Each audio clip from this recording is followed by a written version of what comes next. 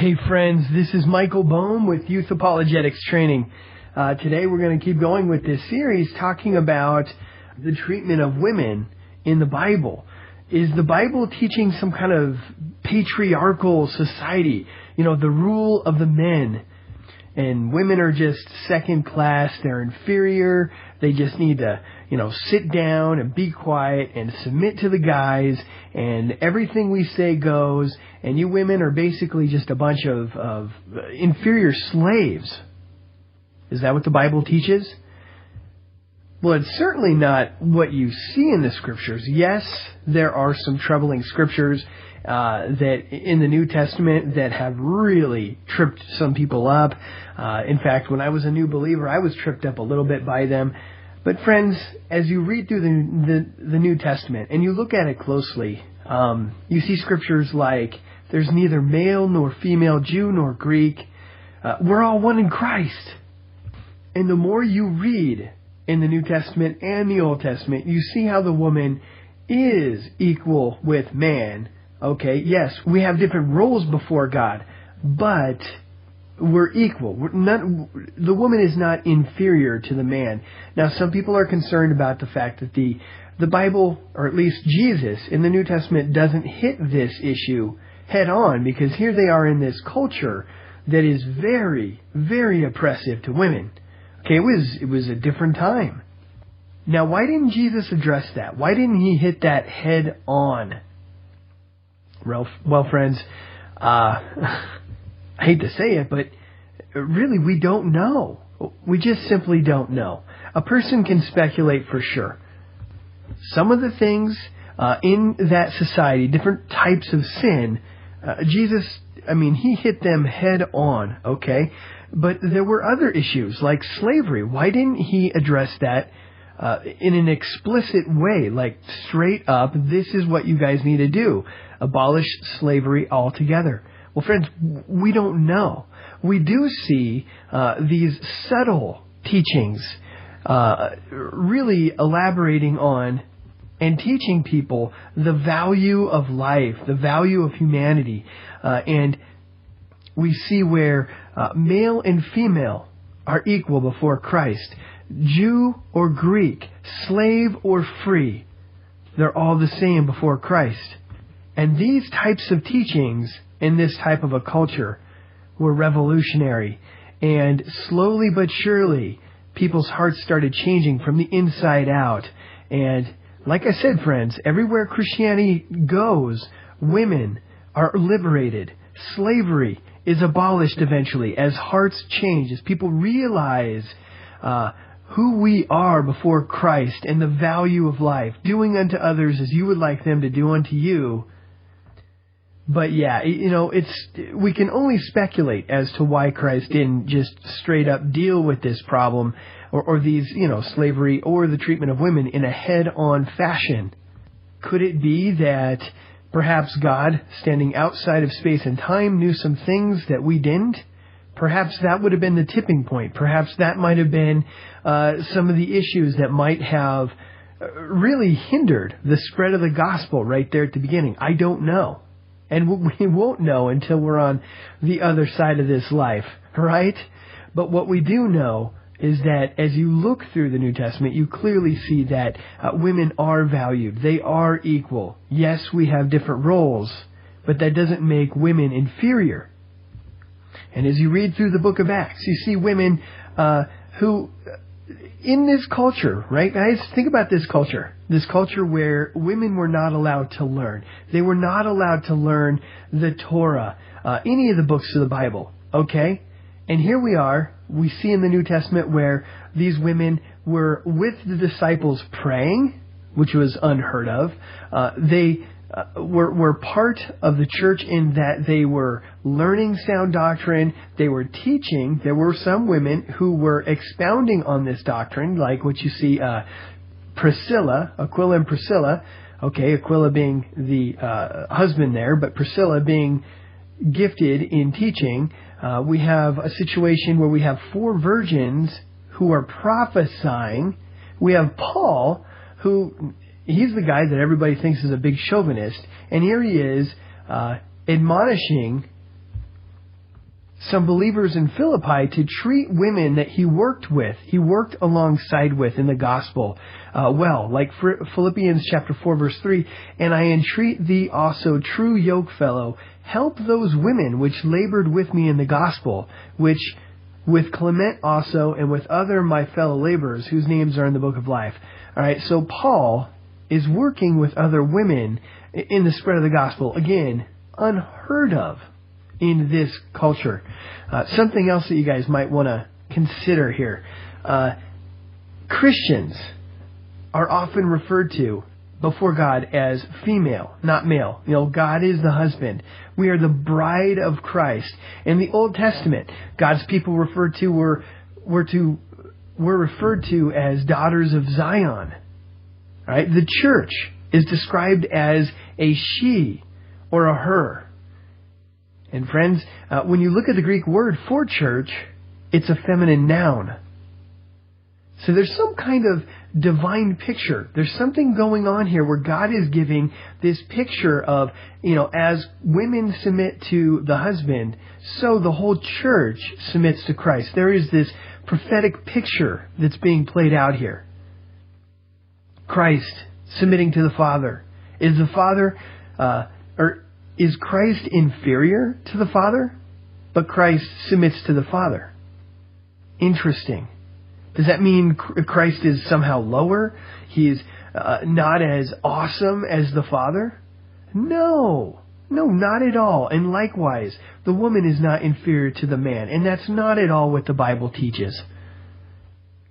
Now, when you look around the world and you look at the cultures where Christianity has got the roots in, and is on the rise, you see women's rights beginning to return. You see that the status of women is greatly elevated. And you saw that exactly here in the United States as our nation started, for the most part, a Christian nation. Yes, there was some duds mixed in there, of course. But women were elevated. They had this status of respect. And the more Christianity flourished in this country, the higher women reached as far as their status in society. But now, as society is becoming more secularized, we're watching right before our eyes women being debased, being degraded, being brought low. And what do you mean, Mike? Well, look how women in this age of feminism, and secular humanism, suddenly women are all over websites, naked. Women are all over the cover of magazines wearing skimpy clothes because now they're losing their dignity. They're losing their status and they're becoming once again just a piece of meat. All right? I mean, it harkens to what you see in a Muslim country in that women are second class and they're there just to please their husband and raise kids. The pornography industry in the United States, it victimizes women. It encourages sex trafficking, which is a disaster in and of itself. It's a tragedy in our society. And that's what we're seeing thanks to secular humanism and feminism. And then, of course, I can't help but mention the abortion industry. Okay, we're so liberated. We're so much of a better society now that women get the amazing right to slaughter their unborn child in the womb. Now, how is that lifting up women? How is that a woman's right issue? Well, it's certainly a women's right issue when you're talking about the fact that most of those children that get slaughtered are women. The vast majority of them are women. All right? What about the male who lives irresponsibly and just runs around like an alley cat impregnating women and then runs off scot-free without any problems while the woman is stuck with a child? Did that lift up her status? Did that glorify women in any way? And then we've given these women the freedom to choose. Okay, we victimize them. We destroy that child within the womb. And then the woman is stuck with all kinds of guilt and shame, lifelong guilt and shame. Not to mention all the health problems that come along with abortion as well. Listen to this. This is awesome. This is Tertullian. Okay, he wrote a work titled On the Apparel of Women around the 2nd century. This is awesome. He said pagan women who wore elaborate hair ornaments, immodest clothing, and body decorations had actually been forced by society and fashion to abandon the superior splendor of true femininity.